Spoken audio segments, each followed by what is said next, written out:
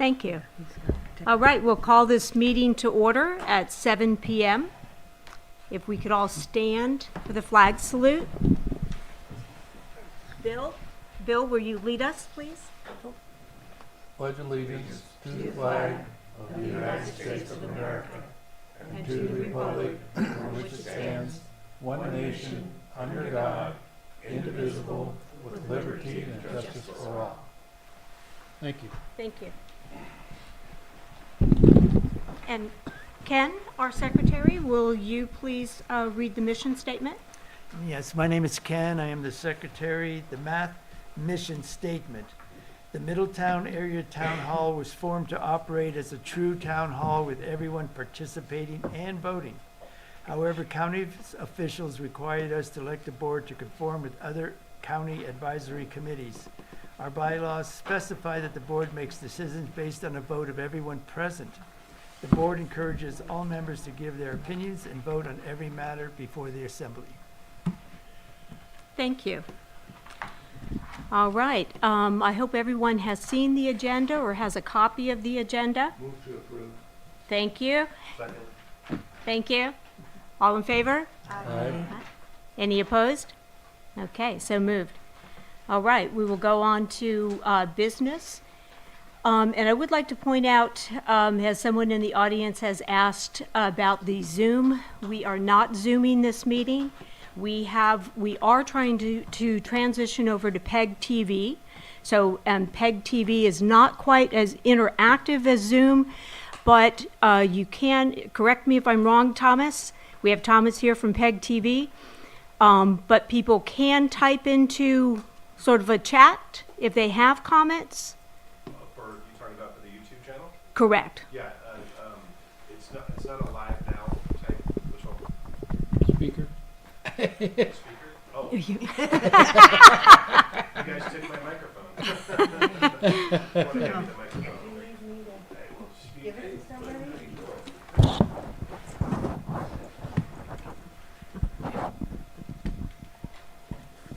Good evening, folks. Thomas DeWalt from Lake County Public Television. So basically, to address the Zoom, Zoom is incredibly difficult to monitor, have multiple cameras, audio equipment, and it would take a full-time person to actually run a Zoom meeting. So Lake County Public Television has made this and all meetings for you to view on our Lake County PEG TV YouTube channel. You can live stream. I will live stream every meeting, and so you'll be able to attend that way. YouTube isn't like Zoom where there is chat, but it's very hard to monitor, again, chat while we're doing a meeting. It's just incredibly difficulty. So the main purpose of this is to get awareness out to the communities, and for those that can't maybe attend, there's a lot of people in your community, and there's just not enough room in this room to house them all. But as this catches on, and we, word of mouth, hey, you can always view it on Lake County PEG TV YouTube channel, then everybody can attend every meeting. And so that's what we're striving to do, to reach out to your community. So thank you for your time, and tell everybody about us. Thank you. Great. Thank you so much, Thomas. So moving on in our business schedule on our agenda, we are picking up some things that we were unable to complete in 2023, and some things that got moved on to future agendas because of other items that we were attending to, such as having the candidates forum. So with that, we do have the approval of the meeting minutes for both January and December. Move to approve. Thank you. Second. Who wants to fight? Bill? Okay, we'll put Bill down as a second on that, Fletcher as making the motion, and all in favor of the minutes? Aye. Any opposed? Any changes? Any comments? I'm sorry? No. All right, so moved. Okay, moving on to correspondence. Math Secretary Ken Gonzalez. Mostly the correspondence I've had is with this gateway sign into Middletown, which I brought some pictures of it, and that's the gateway sign. And so maybe we could bring it onto the agenda at a later time. Okay. So Math did not receive any additional mail or? No, Just- there was, sorry about that. There was this notice of preparation for the environmental impact report from Lake County. Did you see that one? No, I did not. Okay, sorry I about passed that. my copy. Okay. Share with, you read it already. I'm guessing.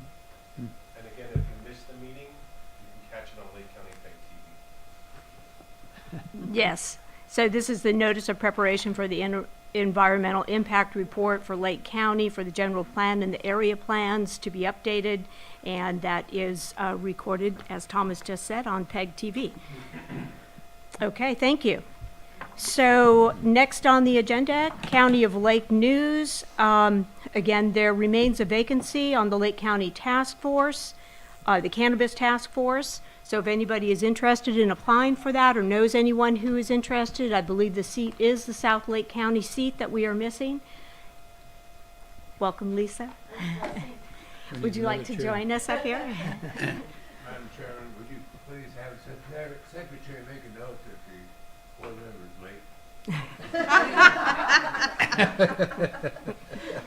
late? Make sure that makes some minutes, will you, please? Again. They meet, they generally try to meet like twice a month on a Monday at 1 o'clock. So, no, they do Zoom meeting, or do they do Zoom or? Yes, they do. Yeah, I think they're still Zooming.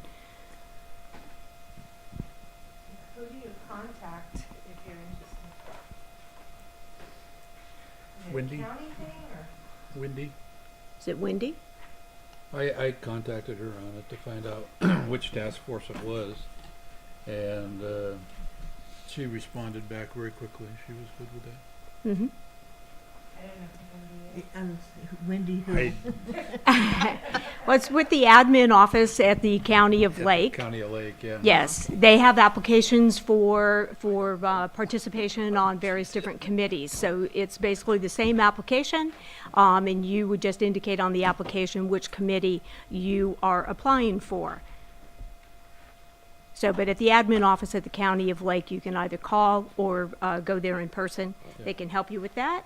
And with the other one that also they're accepting applications for is to participate on the General Plan and Area Plan Advisory Committee. They are seeking applications for that as well. Didn't notice that. Okay, any other comments or questions on those two items? Input from the audience? Anybody know what this general plan, advisory plan committee does? Yes, basically all the area plans in the general plan are going to be updated. So they're looking for a committee to kind of spearhead, to review and begin work on that. Now in the process, there will always be public input as well. So whether or not you're actually serving on the committee, you also can participate as a public member. So again, the meetings will be noticed the same as they are with the Cannabis Task Force. Those meetings also can be attended by any public member at any time, of course, that the meeting is held. So with the general plan, yes, they have outlined, I think it's 15 different areas of interest, so like environmental, tribal, business, various different categories. So they're looking for representation from all those 15 categories to actually serve on the steering committee. But again, if you're on the committee, great. If you're not on the committee, you can still participate in the process. Yes. Is it possible to know? Okay, we need the microphone. Is it possible, can you hear me? Yes. Is it possible to nominate Julia Bono for the committee? Since she's not present here, I have her on the phone. There's not nominations. If she would like to apply, she just needs to go to the county courthouse or go online and request an application. or pull up an application online and fill it out. Oh, okay. Thank you. Thank you. Yes, Hang on, Fletcher. Fletcher, here's a microphone. Sorry. Microphone. Thank you, Marlene. I've said for some time, is this thing on all right? Yes. Okay. I said for some time that before we do an area plan, that I believe we ought to get together as a community and make some decisions relative to growth. If, in fact, we're going to have growth. They say we're going to have growth, and we are going to grow. I think that the people of South County should get together and decide, how do you want that growth to happen? Are we going to grow it along 29? Are we going to push it out Butts Canyon Road or out Highway 175? Where do we want growth? Do we want high density downtown, low density outside of town? How is walkability going to come into play? And those things before they start planning, going to an area plan, so that they have input from the community where we'd like to see growth happen. Because it's our place. This is where we live. So I think we ought to have a big input on where we want growth to happen and how we want it to happen. Thank you, Fletcher. Kay, there's a microphone. Oh, No, Do- it's all right. No, and yes, and I would agree. So, and perhaps we need to plan on dedicating a math meeting to just that purpose. If I have a thought, I'd like to be able to. Okay, we need you on the mic. Yeah. Kay, well, Okay, we'll give it back. And thank you. I know. Well, I'm Well, that's concerned. why we don't want to leave the mic I'm with concerned Fletcher. about growth in South County. Yes. And if we decide, the group, everybody in South County decide they want growth to go one way, then we can tell the people at the county what we want and tell them that if a developer comes in and wants to build 150 houses along Highway 29, it's not gonna fly. We don't want that. We don't want Highway 29 to be 7 miles long and call it Middletown. Fletcher, I'm not sure you're speaking for the whole community when you say we want this and we want that. No, I'm talking about we. You want this. No, and you wait a want minute, wait a that. minute. So- You're so got I'm your head talking- somewhere it shouldn't be. I said No. we as a group. So, well, no, Count. I'm not in the, you're not speaking for me. I didn't say I You're was. saying we. So please, you. Well, I'm sorry. I would I like- can't make a decision I on would like anything in something. South County. I don't agree with everything that you're saying right now, so please don't say we. Anyway, if the people in the town get together and they decide they want growth to be one way, then we should be able to tell the county planning, that's what we want. We don't want Well- big things happening downtown. Yeah. So as I stated, I think we should probably have a. You're saying meeting we. That we, the math group, should have a meeting that's designated just to discuss growth and development, so that we can come together on those ideas. Perfect. So, and there may be, it may be that we're presenting a couple of different ideas, but you're right. I mean, I think we do need to come together as a community and, yes. And so, but to get the most done with that, I think we would need to designate one meeting just on that topic. So, Kate, back, you had a question? My name is Kate Schmidt-Hopper. Actually, a comment. Maria Turner already had a public scoping meeting up in Lakeport, which I went to. There was only three other people there at that meeting. It was also available on Zoom, and it ended so early they kept the Zoom open for an extra hour because some people might not have been able to get there at 10. And it was to go 10 to noon. There are 15 fields of interest or stakeholders, as you mentioned. The other thing that they mentioned is that in the past, the general plan has always been designed first, and then the area plans for the different districts and different areas had to conform to the general plan. They're reversing that this time. And all of the area plans will be updated first. They're starting with the oldest ones first, which is Cobb and Lower Lake, and then they'll move up. We're the newest one, so they'll probably be getting to us a little bit later. And then they're going to gather all that information and have that inform the general plan. If you contact the website, I believe it's Lake County 2050, something like that. They're just setting it up. I could be wrong, so maybe don't write that down. And it's a new website. But Maria Turner would have that information at community planning.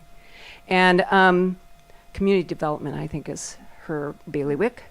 And so she will give you the information on that. In terms of environmental, for example, because I am the District 1 representative for the Lake County Resource Conservation District, they are allowing people different groups to gather together to represent something like environmental. So Sierra Club, the Audubon Society, and the Resource Conservation District could form basically a committee to be the stakeholder for the environmental aspect of it. And so there are probably other stakeholders of the 15 into which somebody could insert themselves. You wouldn't be the only person representing that particular stakeholder. You might be joining a group. And so there's a lot of opportunity. I'm going to interject just a moment there, because I believe what was stated also is that the Board of Supervisors needs to approve that. Yes, so yes. That's what they're proposing. The environmental folks, representatives of various different groups, have proposed that idea to have a collective group where they can have interchanging members, but that's not approved by the Board of Supervisors yet. Right. Maria Turner, though, implied that that was something that was going to probably be approved. Everybody's application has to be approved by the Board of Supervisors. It's not just a done deal because you decided to be interested to be on the GPAC, because it's going to be a lot of people, so it gets can get messy with that many people in opinions. So that's I didn't bring my notes unfortunately, but that's the outline for that GPAC. Is that meeting going to be held here, or is it going to be held in Lakeport? Question. Is that meeting going to be held here, or is it going to be held in Lakeport? I mean, No, one of the they things have about the 29 study that Caltrans did is they held a big forum here, so everybody from the local area could get in and make a comment, which was nice because they don't have to go to Lakeport to make the comments and stuff, and you get more participation that way. And so I was just curious about that. They're really in the beginning stages of this. They have a consultant that's working on the EIR right now. So it's not even something the county is actually doing themselves. They've hired a consultant to do the EIR study. So they're still gathering data. They project that this will probably be a 3 to 5 year project to come up with a new area plan, general plan. So all the area plans have to happen first. So it's going to be a very long, slow process. So I'm sure that that there will be plenty of local meetings, especially for the area plan, which will come first anyway. Okay. No, that's very accurate. Yes. So in regard to that, again, if you're interested, submit an application, but please know that you can participate at a public level. And from Fletcher's comments earlier, I do agree also is that we probably should be proactive as a group and an organization, and this is exactly what M.A.T.H is kind of set up to do, is to meet and find out what the thoughts are of the community and share those thoughts both with this committee. This is an advisory committee to the Board of Supervisors, So we can share it with the committee and share it with the Board of Supervisors as that And comes to Monica, I think fruition. we'd have multiple meetings in this regard. Oh, yes. Yes, well, again, as Kate was just stating, the Middletown area plan is going to be last on the list. That is the newest plan. And then the general plan will follow that. So we're a little bit out, so we do have some time to meet and get our thoughts and together on that and move forward.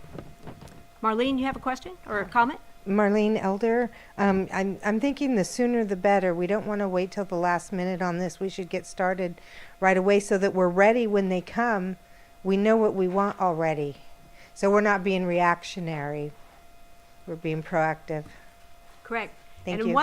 one of the things to get ready for that is anyone who is interested is to take a look at the Middletown area plan. To also, open up the general plan. Correct me if I'm wrong, Ken, I know that you're in the library more possibly than I am, but I believe that there are copies in the library, or I know there used to be. There used to be. I haven't seen it there for a while. I haven't been in there for a while, but there used to be the area plan in the So, library. yeah, so what, County website as well. correct, I got a copy of both the general and the area. right. So that would be good preparation is to, just when you kind of are bored on a rainy day or something, pull that out and take a look at what currently is, to get an idea, starting point of where we can go from there. Okay, any other comments, questions on that? Okay, I have one. yes. Wait. Lisa, I'm coming. Here. I think if we open that up to the public, which we should, not just, the people who are here, of course, math meetings are open to the public, but, advertise it properly. We might need a facilitator, unless you want to do that, because it's a big deal how we're going to develop. So just something to consider. That plan will have to be developed by us if we're going to do it. It's going to be part of our.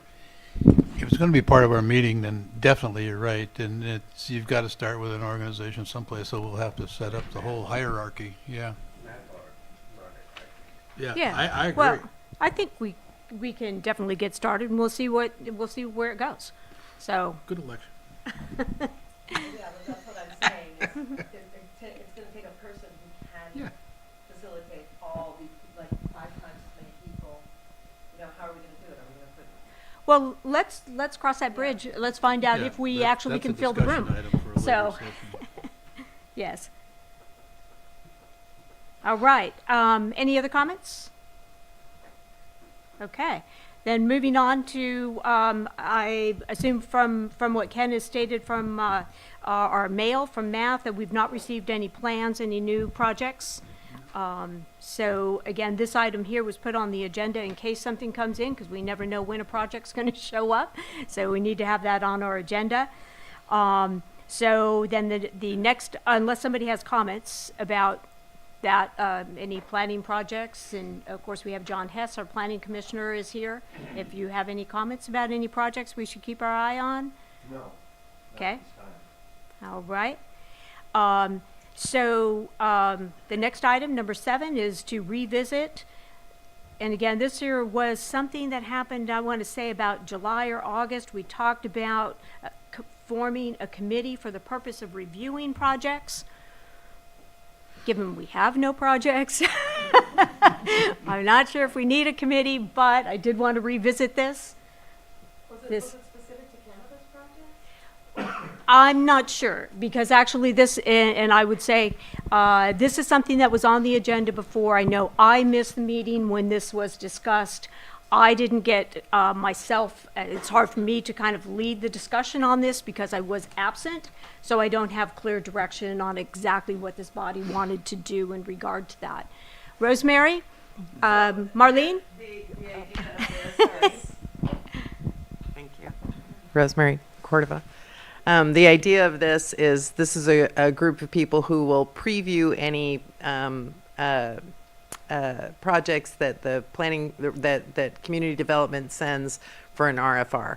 So basically, it would be some number of people who would read through the plans and bring issues to the math group. Because of course, if we send out any plan like that, We Grow thing was so huge, and I think people just check out of it. And we were able to hear about what the issues were because the neighbors were fighting it, but we weren't as a group kind of coming up with issues like, you know, the cutting down of trees or what the water is or what the road conditions out, you know, and we're obviously not going to know, well, whoever is on that group is not going to know every issue that could be encountered with that, but they can just review and say, oh, I see that, you know, like it's interesting to hear that the Diamond J cannabis project is set to be the largest cannabis grow in California. You know, that might wake people up. So somebody to review the plans that the community development sends our way and give us something to vote on for an RFR. Request for review is RFR. Marlene, we have a hand up front. Fletcher has his hand up. Yes. Yeah, there's already a review before it gets to the planning commission. It's called a pre-construction meeting that brings the principals and all the different department heads together and notifies all committees that are in communication with the county, such as M.A.T.H, to come to a meeting way prior to application to have their input. So there is a committee already to do that before it ever gets to permit stage or before it gets to review stage. It's called, isn't it called a pre-construction meeting, John? A pre-construction meeting, so that M.A.T.H will be notified when that meeting is. Math has not been notified. Well, then we ought to make them notify us. Correct. We've been trying to work on that for a while now to get that notification. How do we do that, John? How do we get back on the list? I can raise it with Maria. All right. Okay, but there is a committee now already, and it's made up of all department heads and all the people that are supposed to be notified on any project. So, and it's a good thing if you're interested. It's open to the public. You can go. Right. And then finally, once And it's... just introduce yourself. I'm John Hess, District 1 Planning Commissioner and resident of Hidden Valley Lake. Finally, it will be noticed to the public once there's been a determination internally within the CDD that they are going to be seeking a mitigated negative declaration, whatever it might be. And that's the final window for community input.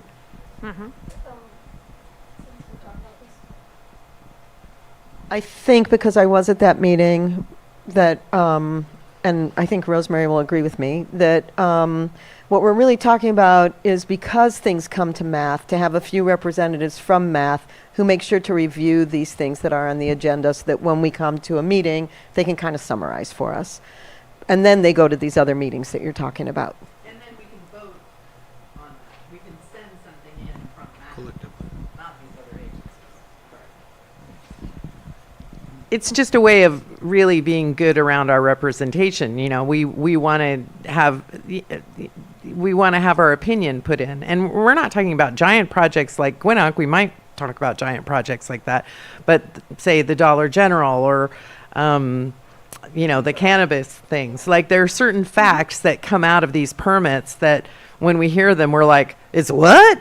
And that would be helpful to have somebody who has some knowledge of these permits read them in advance and bring them to the group and say, oh, hey, guess what? You know, Bar X wants to use 50 million gallons of water a year for their cannabis project. What do we think about that? And maybe we say we don't care, or maybe we're like, oh my gosh, it's changing our minds. So that's what the idea of this committee was. Okay. All right. So I don't have this as an action item, but it is on the agenda, so I'm not sure what to do with it. And given we have no projects at this... It was just a discussion. Closing comments and make an agenda item for action next time. Sure. Good idea. So Fletcher just said that we should put it on, perhaps somebody at the end of the meeting would like to make a motion to put it on the agenda for a future meeting, and propose a motion of some sort in regard to the formation of that type of committee. Okay, so if there's no other comments on that, wait, there's Rosemary has one more comment. We want to have this in place before there's a project sent to us. So I think we're just discussing whether or not we want to form a group of people to review these projects when they're sent to the MAP. So I think we were trying to get a better definition of exactly what it is that we're looking for, because how can somebody raise their hand and say, I want to be on that committee, if we don't know exactly what the purpose, yeah. And as Fletcher is mentioning now, I mean, we do need people on that committee that are somewhat qualified to review these projects and make the recommendation to the group. So, I mean, you know, there are 25 people here. We just need somebody who's willing, you know, and qualified, they can read. And, you know, I hope that there would be people who have diverse opinions when they read it, because there might be people who read and say, oh, they're going to be 50 acres of cannabis, yippee. And other people would be like, oh no. So diversity on that committee would be helpful, just to bring those issues to the group before there's a project sent to us. So I don't know if depending on what the project is, that's what you're kind of describing is the same thing that the county has just put together now for the general plan and area plan reviews, where they have a long list of 15 different people representing all these different areas of interest. So depending on what subject matter they're talking about, they have an expert in the room, so to speak. Well, we're talking about the RFRs particular to math. If we are coming back with an opinion on some project that is in our area, we are given the opportunity to do this request for review, this RFR. We can submit something from the math group. Yes, of course. That would go into the staff report before it's heard by the planning commissioner, you know, however it's going to be decided, whichever pathway it's on. But each time we're asked for our opinion, we're not organized enough to have an opinion. So the idea of this is we'll be more organized when we need to have an opinion. Correct. And we get the projects too late. Our statement, our mission, not our mission. She's coming. Oh, there you go. Part of our bylaws, the Constitution states that MATH has a right to put input into zoning and land use projects. So this body already has the authority to be part of that decision-making process. If you read the Constitution of MATH, you'll find that to be true. So I'm not opposed to another committee. Another committee is just some people sitting around smoking dope, I suppose, and because that's all I've heard so far is about cannabis. Projects to me are projects that can benefit Middletown and the people in Middletown. But anyway, personally, I we think they already should have be that all authority and that committee in place. It's called MATH.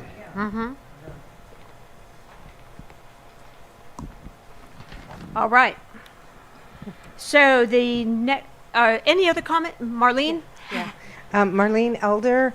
I think that, the committee is just to kind of help us get a summarization of what's going on, because not everybody has time to read the whole thing to figure out what's going on. So we just needed a summarization for somebody to come in and say, this is what this is about, so that we could at least sort through it.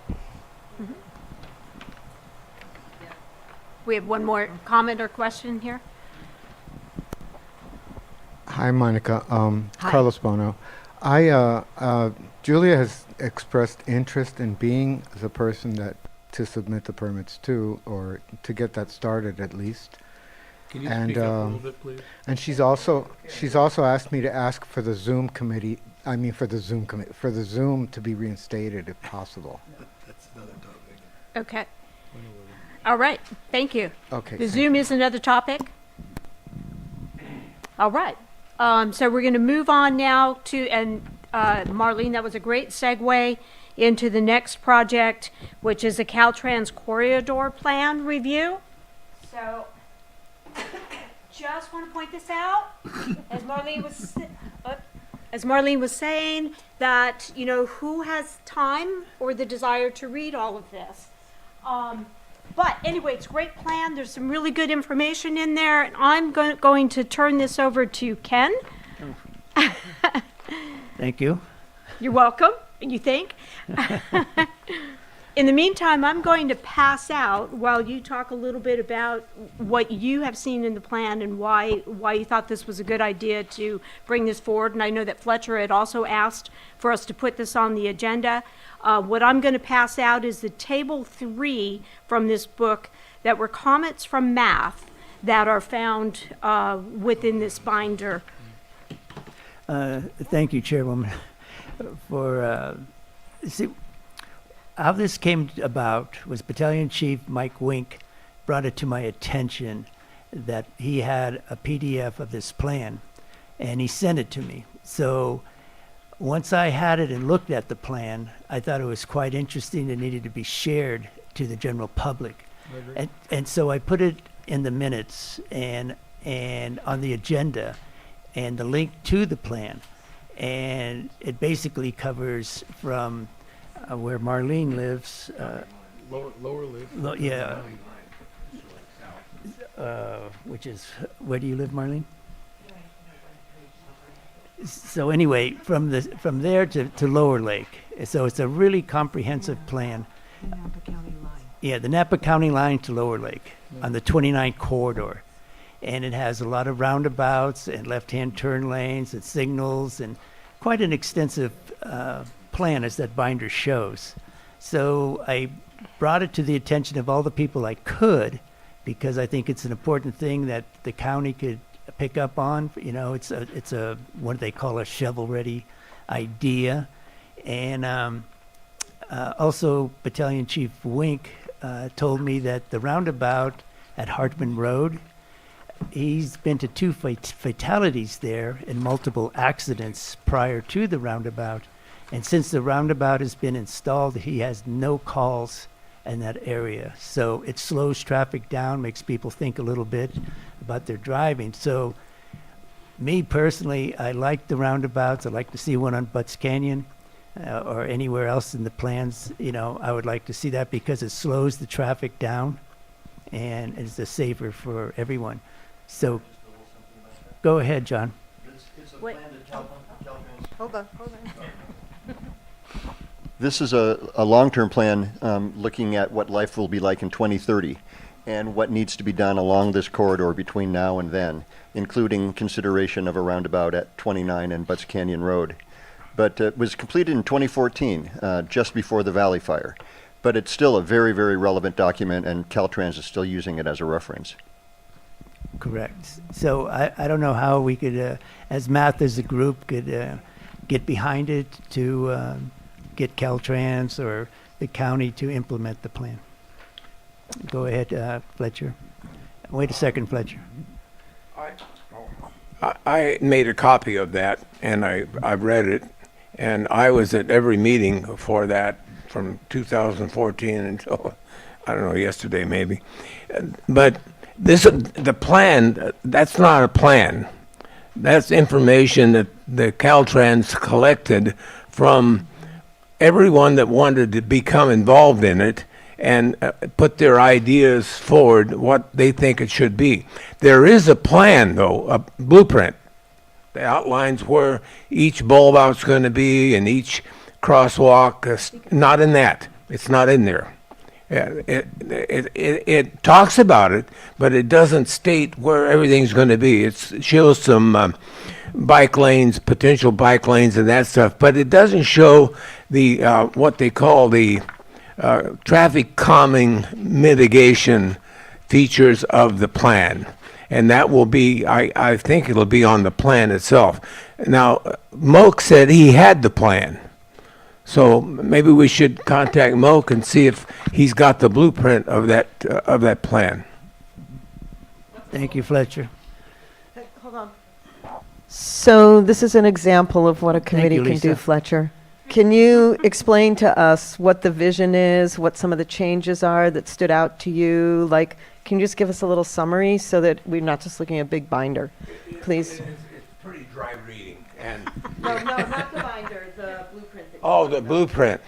Well, let me tell you that the whole concept of this reconfiguration of downtown Middletown was first and foremost traffic calming, to keep people from turning at the deli out here and say, oh, look at that, that's a 6-lane highway, and we just go through it at unlimited speed, basically. As a matter of fact, in one spot here, they got comments. One guy said, oh, I think we ought to take all of the signs down and just leave it kind of 55 miles an hour because it's hard to get to work. I got to leave earlier to get to work.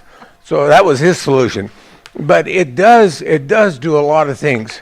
It tells you what the comments were, and at a certain amount of time, we wanted to have all the crosswalks stamped concrete for sight challenged people and so on, and little street signs in the middle of the road saying 35 miles an hour, 30 miles an hour. What we found out was that a lot of the things that we wanted, they can't do. We wanted them to lower the speed limit by the school from here to there. They said, no, the law requires us to have these signs here. So we found out we couldn't do everything we want. But we can put some bulb outs at the intersections, plant some trees, and make it look like a community when you drive into it rather than a freeway. And that was our biggest thing, was to slow the traffic down and make it look like a community rather than just a place that you can zip through as quickly as possible. So I haven't seen the plan. All I know is what all the people in the community wanted. Not all of it, we didn't get all of it, but we got a lot of it. So I'll try to get that plan. And if I get that plan, we'll bring it down here, we'll paste it up on the wall, and then we can all take a look at it. Or I can take a look, I won't say we. I can take a look at it, and then you can decide what you want to do. Okay? Thank you.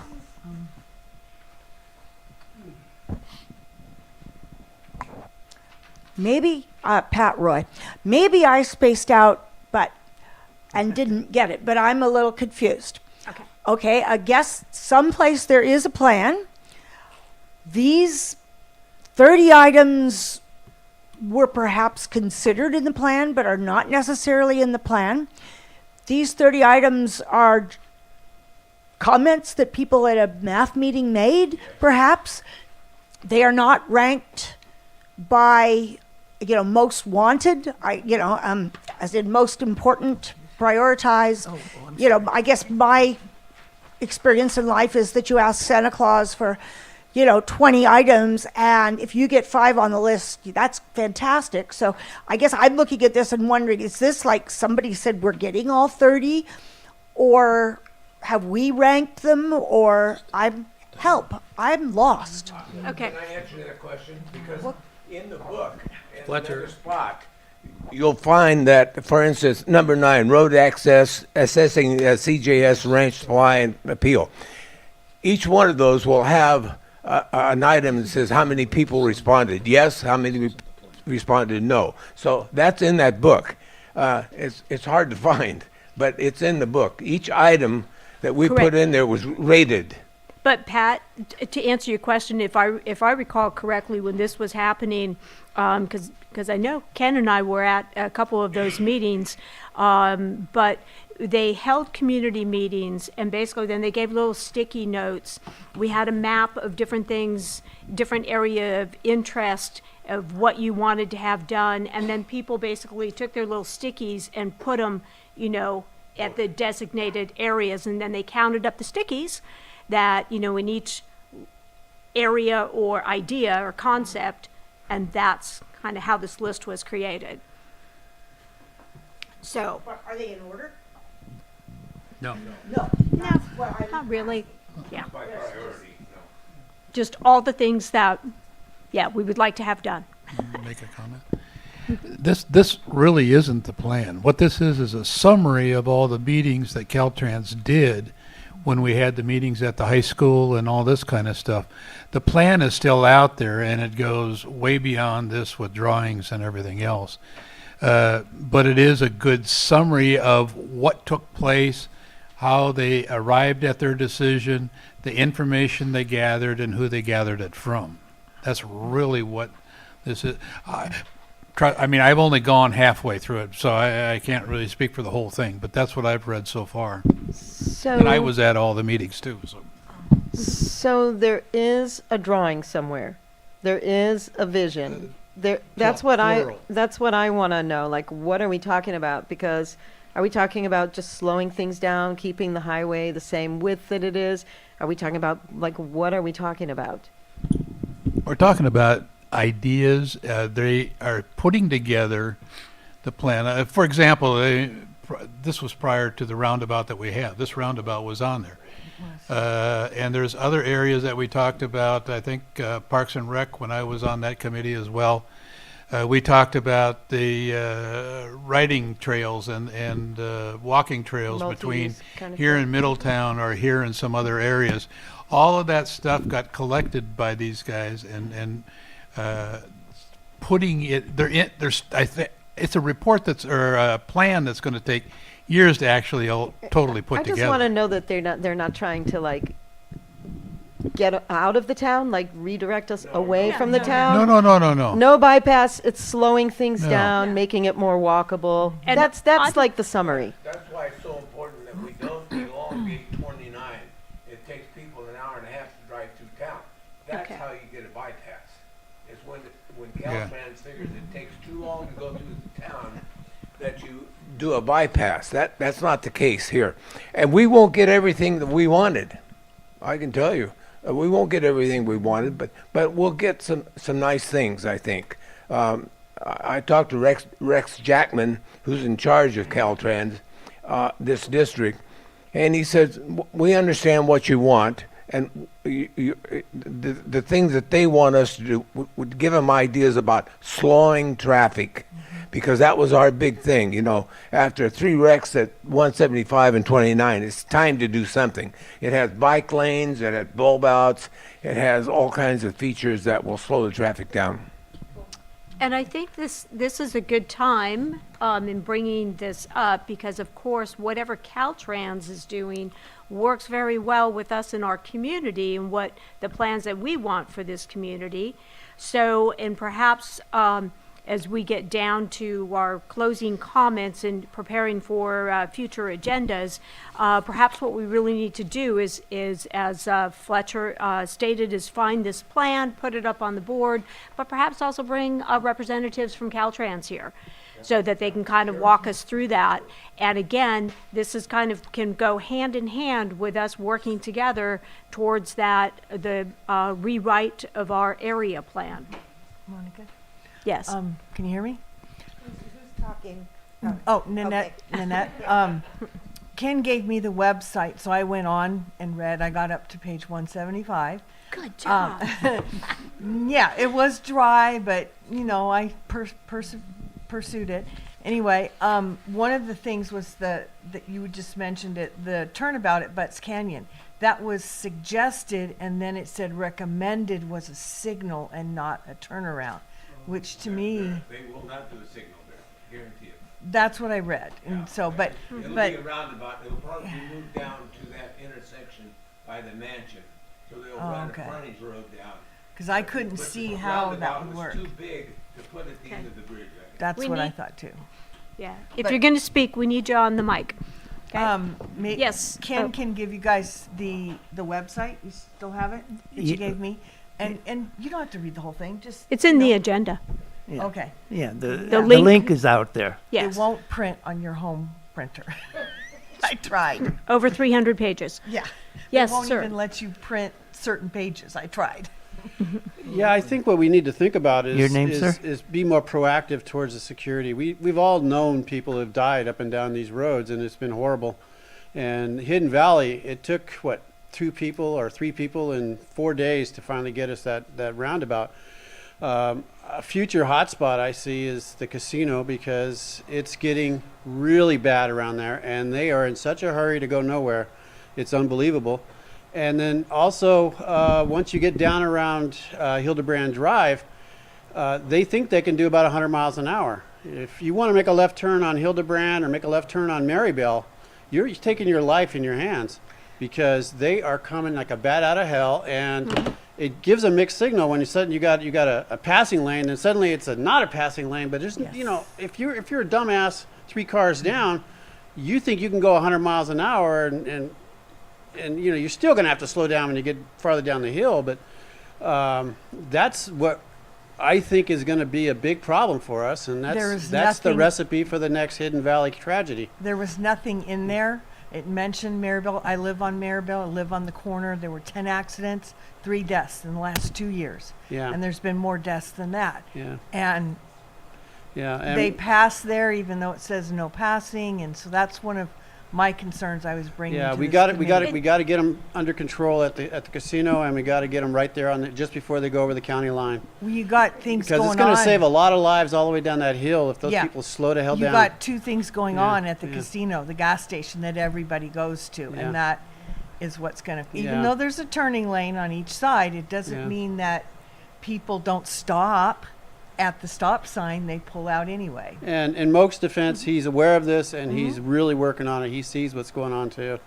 But I'm really concerned about just getting another one down there around Hildebrand. I mean, even, oh gosh, you know, I mean, Bradford doesn't get much traffic, but it's I just- don't think it's a there tragedy. should be Yeah, passing yeah. lanes there personally. I think it should be double Yeah. yellow the entire way. Yeah, I was on my motorcycle, and I got rid of my motorcycle because I can't make that left turn when somebody's doing 100 miles an hour 3 inches away from me. Yeah. That's just too damn scary.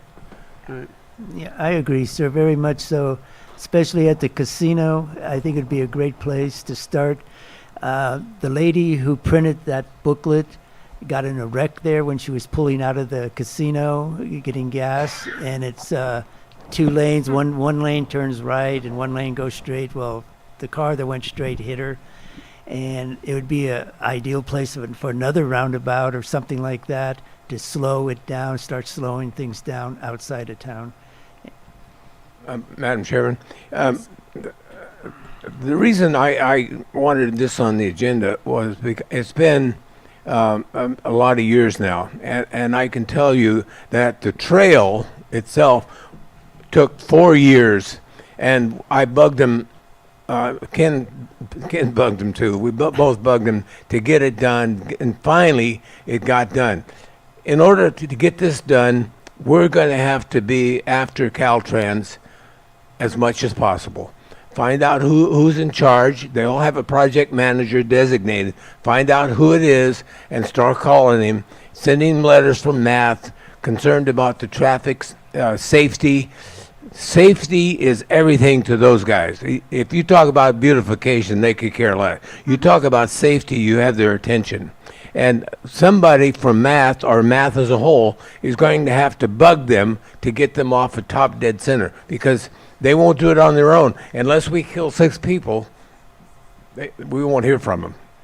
So. Thank you, Fletcher. Yeah, so in regard to the trail, and that's kind of on our next item here also, but with the new trail, that's in regard to safety, I mean, I have a real big concern with the trail there now. If more people are actually going to use it as is meant to be, but the intersection there at the Dry Creek Cutoff, that's not safe with that corner with it curved and the speed, and people they're not used to slowing down to allow pedestrians to use a trail. So that's a concern also. And that corner is very, especially at night or at dusk, it's dark. Yeah, there's no lighting there. So I agree with you. So I'm thinking, and what I'm hearing is, as we're all talking about safety and moving forward, as we get to the bottom of the agenda, that we probably need to be looking at putting Caltrans on like next month or the next month, depending on when we can get them here. But Thank you. anyway, so any other comments about? One more, Monica? and your name, Yes. sir? Charlie. Yeah, that trail it's more of a plus than a minus though, because we've had a lot of drunks walking on that road. Oh, I know. And get them out on I that know. trail, give them a chance to survive and sober up. Yeah. So if they only got one place they can get hit, that's okay. that highway is just evil. We've had people walking right down the yellow line, just having a happy time. Right. So Monica, one more thing. Yes. Can you hear me? Bill just whispered it to me. Maybe this is something when we have the election in March, isn't it?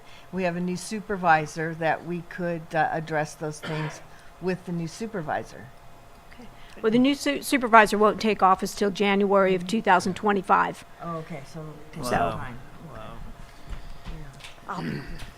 Hi. Hi, Pat. Hi. Just a comment about a roundabout at the casino, because I have seen, look, I geek out over traffic reports, and there's just insane amounts of accidents there. And having a roundabout there would calm the traffic on its way in. It sort of gives a heads up to people coming in, northbound, that there is this community here. And it just kind of makes them get it in their mind that maybe they shouldn't be going 65. Right. And I think it would help a lot, even for down further. And of course, this is why plans need to be revisited, why the general plan, the area plan needs to be revisited. This plan here also, or this, well, somebody said it's not a plan, it's a book of information, was written before that gas station went in, and before I think the gas station was even thought about going in there. So that kind of changes things. It definitely changes that intersection. In my opinion, if we're going to do a roundabout, and we should get something and have some success. There's nothing like success, a small success, but a success. And the fastest way to get it done is at the casino, because whether we like it or not, the Native Americans have more suck than we do. And if they want a roundabout there, they can get a roundabout. We just got to talk to them and point out that the need for a roundabout there for their own protection and for the community here. So maybe John has something to say. He is a candidate to be our next supervisor, Now- even though it's in 25. I don't have a campaign comment to make, but it's absolutely right. Monica's right. It'll be November next year before there is a new supervisor. I think we would get a lot of our questions answered if we just had Caltrans and we actually had the drawings and plans. We're making suppositions and all this kind of and remarks and everything. I think if we could get Caltrans to bring in like they did for the community meeting, they could bring that stuff in here. I know there's stuff in the mill. I know there's stuff that's supposed to be in that mill that are not in there. That we don't even know about. Spruce Grove Road is due for a roundabout, and there's a whole bunch of other things that are planned for all that. So we're making a lot of assumptions here, and the best idea, I think, is to just, our supervisor, I think, is on the Caltrans committee, and or if, it seems like somebody else might have some other contacts where we can, and I'll go after them as well. Just let me know who to contact, and I'll call somebody up and set the meeting up. I'll go, because I'm very interested in it for Hidden Valley Lake's concern, because Hidden Valley Lake talked to them about it in about 2005, because all the hillside up there that they were working on, they were cutting off that hillside and everything. All that mud and everything flowed into our lake, and it's filling up our lake. And we got into some big discussions with them. We actually got them to admit that it was their work that was going on up there that was creating the bulk of the issues. We also got them to go over superficially places to build sediment ponds where they could be used. And it so happens they already own the property that is best suited for the sediment ponds, which means also they would have to service those ponds. All that was brought up at this time. They've agreed to it, and I haven't been able, and I've asked for information on this from our Caltrans county people, and I haven't heard anything from anybody. So I was on the board of directors at Hidden Valley Lake during this time, and we negotiated heavily with those guys on that issue. So I know it's there. We just need to find out what's there and how far it's gotten. Thank you. All right. Okay, any other comments on this subject at this time? Seeing no hands, I'm going to move on to the next item on the agenda, which is, and this here again was brought on from 2023 that we didn't finish discussing this, but the Board of Supervisors have a discretionary fund of, I believe it's like $100,000 a year. Is that correct, John? Okay. So, and I know, different groups, different entities representing or, within District 1, which stretches from Clear Lake all the way down here, have put in an ask for the supervisor to spend some of that money in different areas.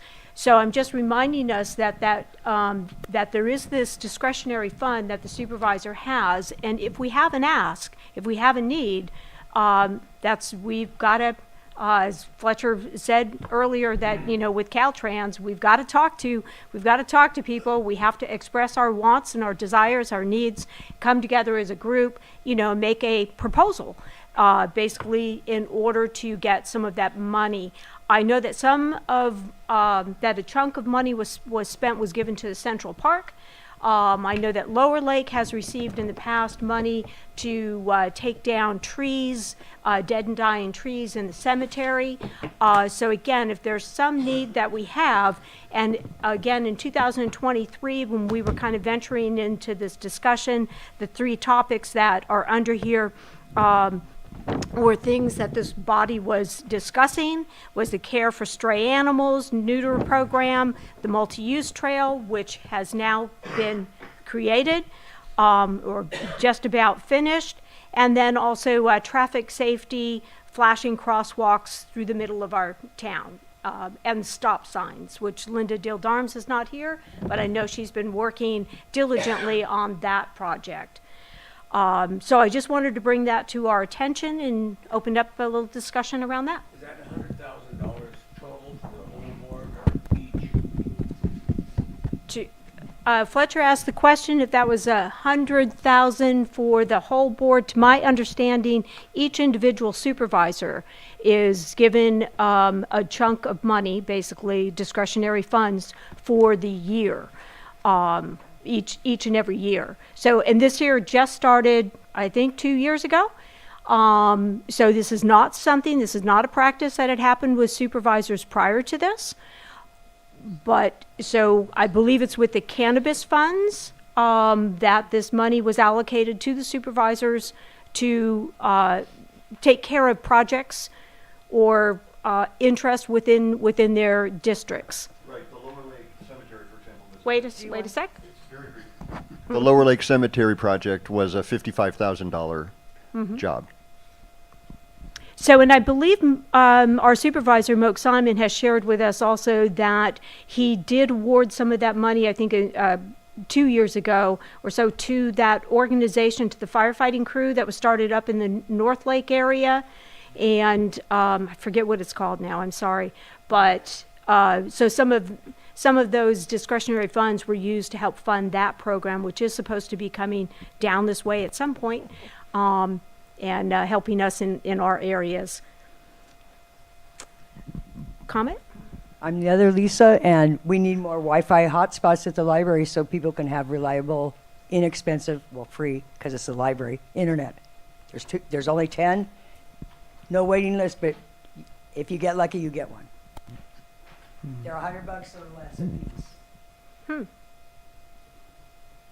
That you check out? Yes. See, some people don't even know they have it available. There's really way too few. Can you use the mic? Can you use the mic and tell us a little bit? That's all I know. Okay, so there are 10 Wi-Fi spots currently in the Middletown library. Library, and they are almost impossible to get out. No, but we're you have to talking- go in every day, 2 or 3 times a day. And you can't renew them, right? And you cannot renew them unless there's one waiting there. So you can't, You Like can't hang on to You it. can't renew Actually, like a book. I hung on to mine for 3 days, figuring I wanted it for the weekend, and they finally turned it off. So I'm turning it in tomorrow if anybody needs one. Okay, great, thank you. Okay, any other comments in that area? Pat? Okay, I am very excited to see this thing about the care for animals neutering program, because I want to know how we go about, if this is something M.A.T.H is going to do a proposal or something. There is so much problem here in this county. Right now, there is, through Humane Society, there is Dogwood Rescue, which is out of Santa Rosa, is helping to fund a program for neutering. I have through the years been taking animals, claiming, and at one point they extended it to Lake County, then they cut us off for Forgotten Felines, which is out of Santa Rosa, that had a thing. There is Wine Country, I think, Felines, that I know has been helping a neighbor of ours. We have been working with a woman who's kind of like her life is cats, is a best way to put it, for good or bad, and who's been helping us because someone in our neighborhood in Anderson Springs had a lot of feral cats that needed, and it was exploding, and they exploded over to my house. And we were taking them, my husband was taking them as far as Placerville. This woman would claim to be a resident of some county and get in a program, and he was driving all over the place trying to get this under control. We have ourselves, through the years, probably spent $2,000 or $3,000 on fixing these feral cats. It's such an issue, and any kind of funding would be so fabulous. So I'm like, yes, please. How? Can I comment on that? Yes. A little bit. 3 or 4 years ago, or maybe even 5 years ago, 3 or 4 anyway, I was on the grand jury.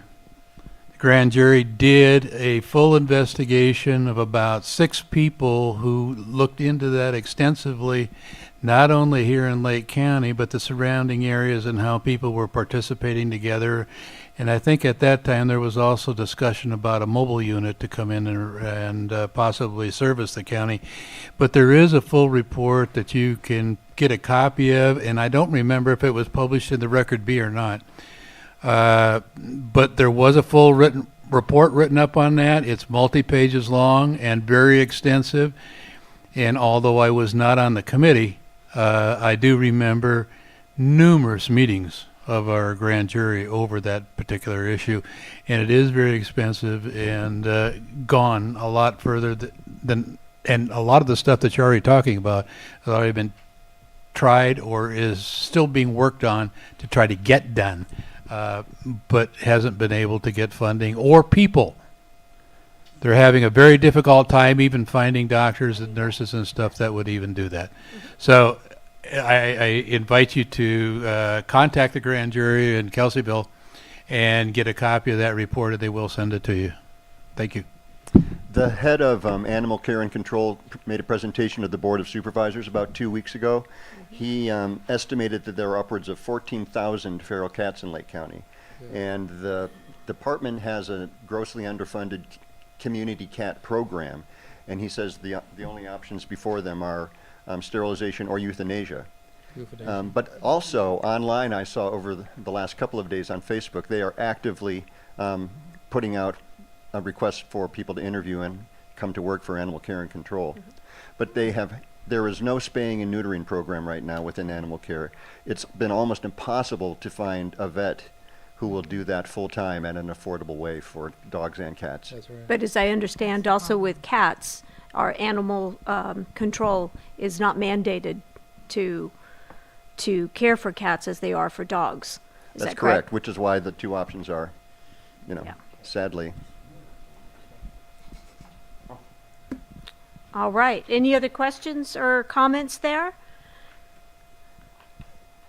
So, yes, Marlene? Marlene Elder from Middletown.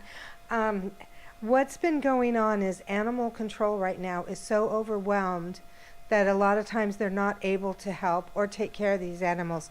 The community is trying to step in, which is basically making members of the community animal control and taking in animals and having to feed and take care of these animals. But the cost to fix them is so prohibitive that people can't do that. And now they're dumping puppies and kittens all over the community. The community's trying to help as much as they can, but we've got spring coming up, and we're looking at another explosion of animals. People are getting bit trying to deal with the packs of animals that are running around in Clear Lake. It's bad, and it's getting ready to explode and get worse, because for years and years we haven't been able to get animals fixed because there wasn't even a vet through animal control. Well, they were doing some cats, I think. But I'm wondering if there's any way that the county can come together maybe with some of the local vets to have them offer like 1 day a week, 1 day a month, whatever they can do, lower cost spaying and neutering clinics with maybe the county helping to subsidize, because it's only going to get worse. And if there's a rabies breakout, it's going to get really bad because these animals aren't being taken care of and they're not healthy. I do know that the animal control is starting a foster program also in seeking assistance from the community in that way. But I'm just thinking that it would be nice if they could like set up clinics or something to help try to get this under control, because it's completely out of control and it's just going to get worse. I think right now the problem is the vets and having the vets available. We have a shortage. Yeah, it's Well, time, money. We don't. There's a clinic available in SPCA. At the lumber company, but that's far different than spaying and neutering. Mm-hmm. You know, just to have your animal looked at and given some pills is one thing. You You just start avoid talking that, about right? Neutering and spaying, those vets get a lot of money for that. I was looking into it because I have a dog that I need spayed, and it's $200 for the office visit and then up to $800 to be spayed. And it's like, I'm not gonna donate. But I'm wondering though if the county can have a sit down with the local veterinarians to see if there's anything that can be done, since we can't find veterinarians. it's good advertisement. Yeah, you know that if they're You might stick with that vet. yeah. Yeah. Okay. It's all in the report. I don't. In the grand jury report. Don't give the mic to Fletcher when he hasn't asked for it.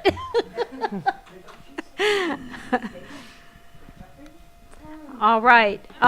Any comments at all on, which I've always been very concerned about, is our crosswalks in town. So, and perhaps that's something that we can discuss when we have a Caltrans person here. But anyway. On Friday nights is when it's really important. Those of us that have booths at the farmers market, which starts in April again, it's very difficult because it's right during commute time, and they do not slow down and they do not stop if you're trying to get across the crosswalk. And I don't know of any deaths so far, but it's an accident waiting to happen. All right. Okay. So next item on the agenda is the officers. So the board has come. Yes, Marlene? Real quick, is this any kind of an action thing on the Is this any kind of an action thing on the discretionary funds? Like, could I make a motion that the math board write a letter to the Board of Supervisors requesting that they use the discretionary funds specifically, or is that not? I put that on the agenda for next meeting. Perfect. Good. No, it's not an action item this go around, but yes, we could put it on the agenda for March and do just that. Okay, thank you. Okay, so the officers, so the board did communicate as this membership of this body had given us the authorization to do so and report back to the body in regard to the officers. I will remain as chair of the math meeting. Ken will remain as secretary, and Bill has stepped up to be vice chair. So those are our officers moving forward. I would also like to say that as both Ken and I will be two of the key officers of this organization, at the end of this year, both of our terms will be up. And so we may or may not seek re-election, but we do need to have a succession plan for math. We do need board members who are willing to step in and volunteer for these roles.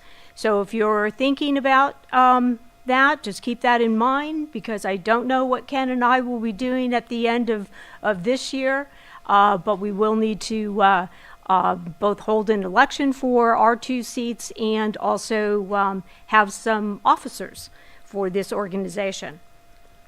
With that, Ken, you want to say anything?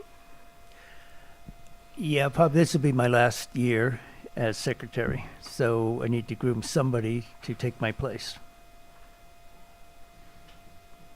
And you are willing to groom somebody to? Yeah, that, I think that's very important. Yes. Can we just clone him? Okay, so that's the club officers. In regard to the bylaws, and I know this is why Mr. John Hess is here. Yes, exactly. But so with the bylaws, what the county has, I think I have expressed this before, is for whatever reason, and I think it's probably a good thing or whatever, but the county for the first time in a long time has gotten more involved with the municipal advisory councils throughout Lake County in wanting to, it's one of the things that both Ken and I have had to answer to the county to give them an update on the status of our club and our officers and our board members. Many things were way out of date, including our bylaws. What the county currently has on the site is not the bylaws that we are operating under here. So we're trying to bring that information together. In doing so, we did submit the bylaws to county council. So I did get just a few comments back in regard to the bylaws. I believe those were sent out, correct? Correct. They should have went out with the minutes and the agenda. To everybody? Yes. Yes, so they should be in your email. I'm still reading the corridor thing. I don't have time for this. This was easy. Yeah, the bylaws are really simple. They're only 5 pages. So I'm going to go ahead and read a couple of the changes. There basically are minor changes in the bylaws. The process is that we have to bring it to the membership this meeting, and then we'll vote on it at the next meeting. So this way everybody has a chance to consider it. If you would like a copy, if you didn't receive it for some reason and you would like a copy of the bylaws to review, then you can contact the secretary and we'll make sure those get to you. But again, the bylaw changes are really fairly simple. There's just a few additions. One is under Article 2 in the conduct of proceedings. The county council has asked that here, I'll read this section here. It says, all proceedings shall be conducted in accordance with, this is the part that he would like us to add, the Brown Act, Government Code Sections 54950, etc., sequence. Also, all proceedings shall be conducted in accordance with Rosenberg's Rules of Order, etc. So, no, it's a simple change. He suggested, and this is a suggestion on page 4, to remove bullet point number 4 under the section 5 replacement of math board member. Bullet number 4 reads, failure to represent to the Lake County Board of Supervisors or other entities or there's a typo there, other entities or agencies the majority consensus of math.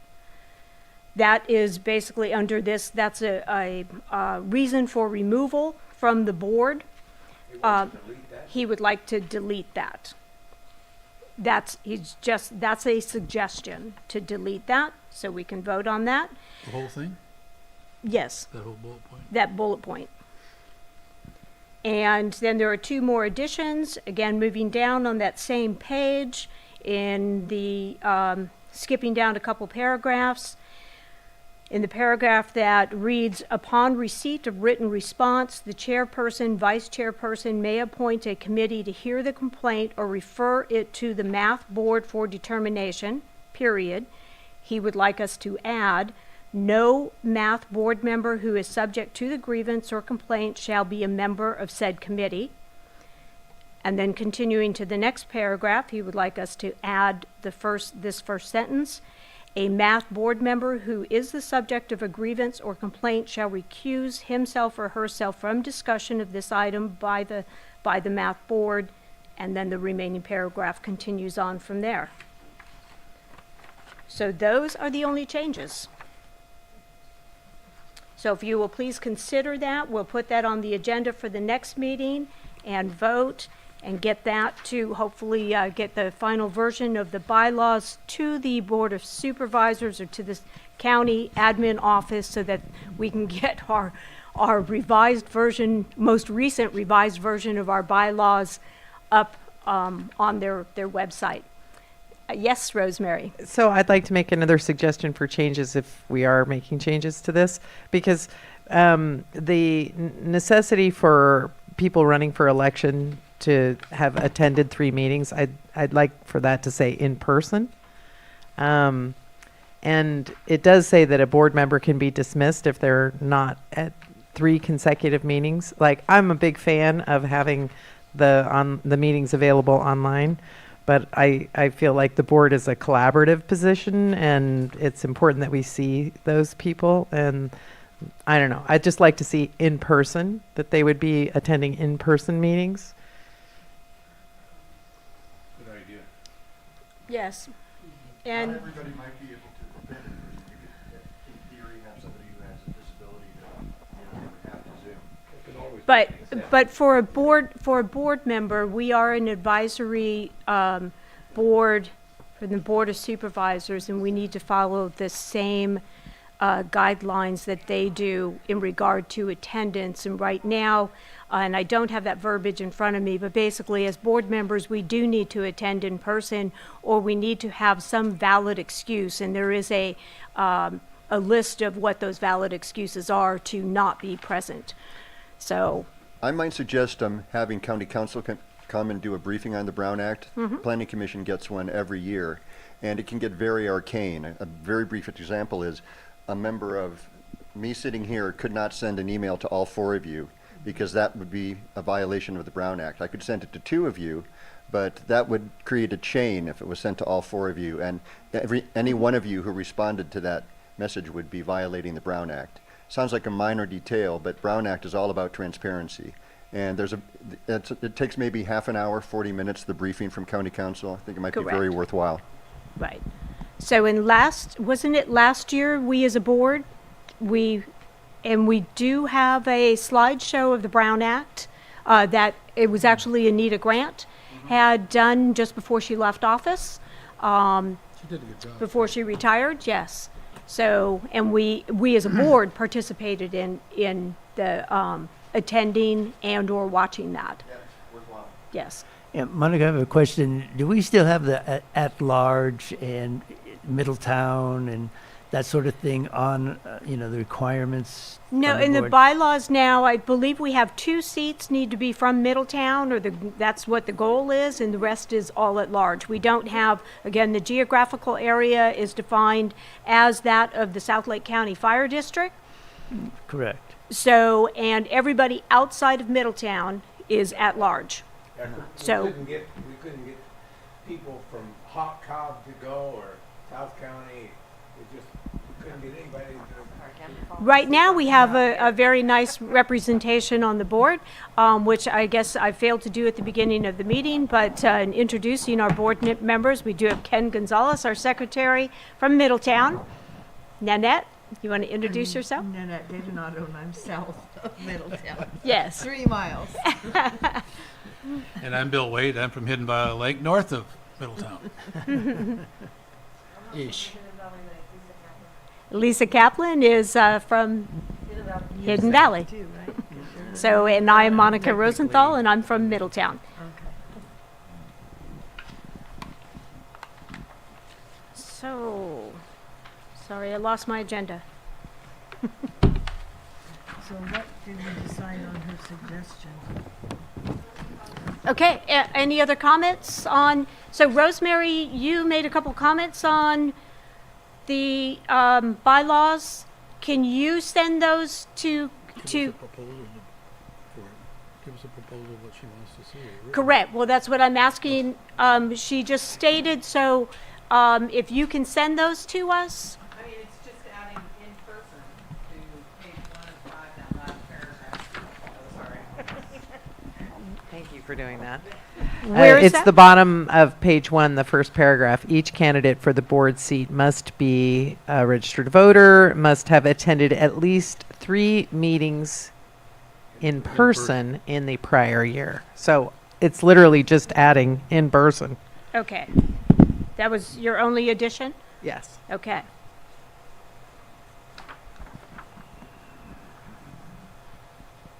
All right, so everybody heard that? Okay, perfect. Okay, thank you. We shall move on. Oh, thank you. You gave me your agenda. So we are now at closing comments, public input. Anyone may speak for 3 minutes on items not on the agenda. This is Kate Up to Schmidt 3 Hopper minutes. again. I just wanted to make a couple of public announcements. For anybody who is still wavering or unsure about the supervisor candidates for District 1, there will be a meet and greet at the Greenview at 2 p.m. on February 18th for the candidates, not only for District 1, but also District 5. So John Hess will be there, and Jessica Peiska will be there. And also you will have an opportunity to confer with Mike Thompson, who will also be in the building. And then I am very, very tired today because, and so is John, because we were at the judges meeting, which happens at the Mason Lodge in Clear Lake today. They had a candidates forum for judges. Shanda Harry is running for re-election, and Anna Gregorian is her opponent. So it was very helpful to listen to, there were public questions, and they both responded. It was very worthwhile. The Mason Lodge will continue with this political action with judges meetings every Thursday at 7 a.m. With the supervisor candidates from each district as well. So if you're an early riser and you want to go get breakfast and sit with some people and listen to the candidates in a very informal way, just drive up to Clear Lake. They make good biscuits and gravy. Okay, any other public comment? Any announcements?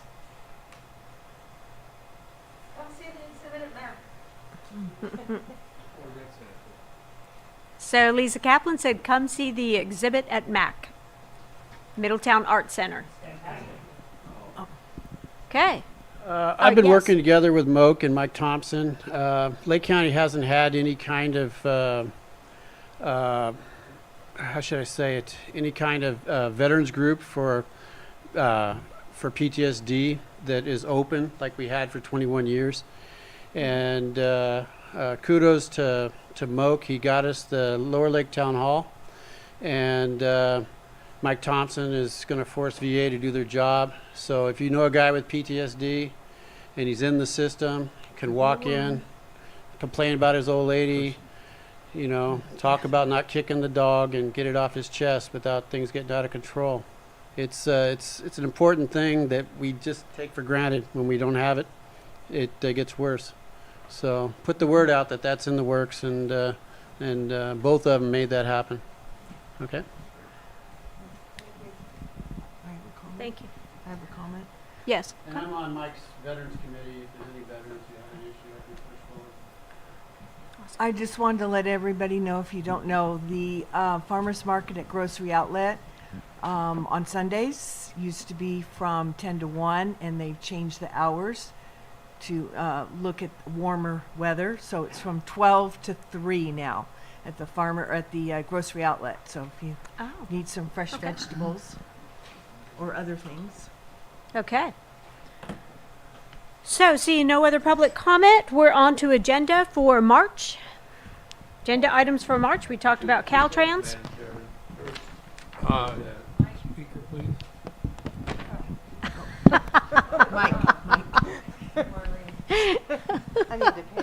Two items I'd like to put on the agenda with permission. Is the superintendent's discretionary fund discussion of dispersal or request to the supervisor for those funds.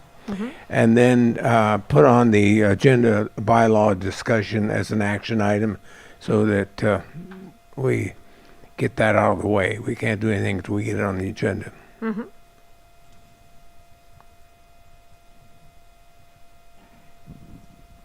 Okay. Anything else for the March agenda or future agendas? Caltran? Can we get Yep. Caltrans on there? No. Yes. Thank you, Ken. Like mines.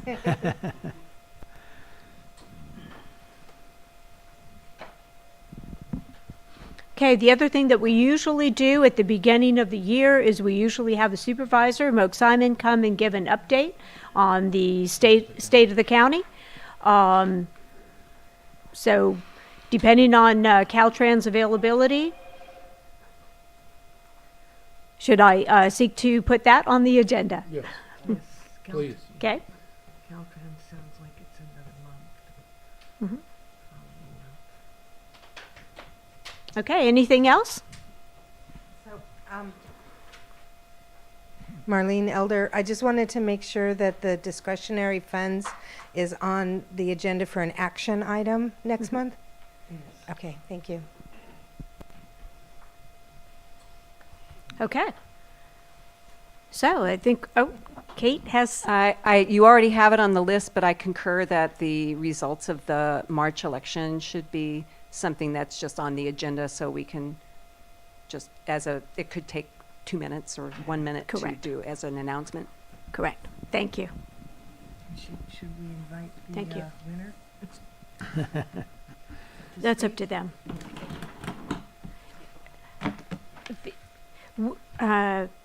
Nanette was just asking if we should invite the winner of the election. There may be a winner in March, but it also may go into a runoff, and then the winner won't be, we'll have a runoff, and the winning election won't be till November. So, so we can't really plan to have the winner come and speak in March. So, okay. So next on the agenda is adjournment. Oh, excellent. Okay. Second? Perfect. Great. Thank you all for coming. Anyone opposed to adjourning? Okay, and, All right. Thank you.